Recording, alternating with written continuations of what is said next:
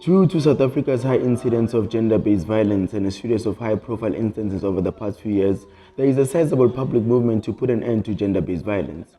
Although the government has made significant progress in putting a stop to GBV, these efforts have been hampered by poor coordination and a lack of funding for services and prevention, making GBV a violation of human rights that continues to affect a lot of our loved ones. It strives more on silence, which is why people are urged to speak against this.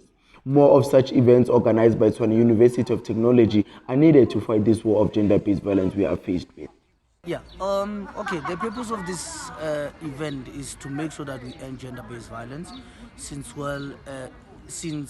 in 2020 where the COVID-19 has become our second skin, when then we met this situation of the second pandemic of gender-based violence. So we're trying by all means to engage with the students so that we can end gender-based violence. The National Council on Gender-Based Violence, a council established with the goal of developing, funding and putting into practice a national strategic plan to combat gender-based violence, was one such attempt at efficient coordination. Political shifts and a lack of money to carry out its role have made it unstable since its creation in 2012.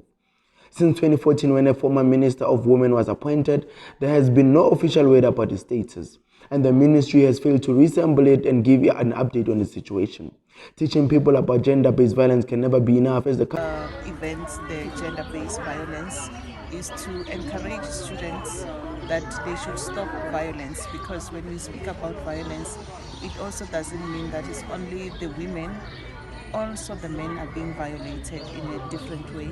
So now here we are encouraging them not to be violent.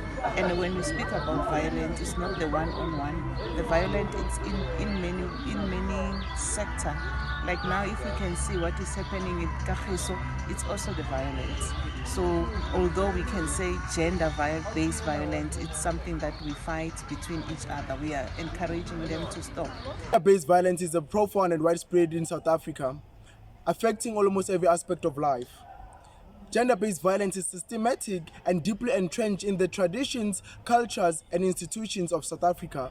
Pulelo Madisa, TUT News, Soshanguve.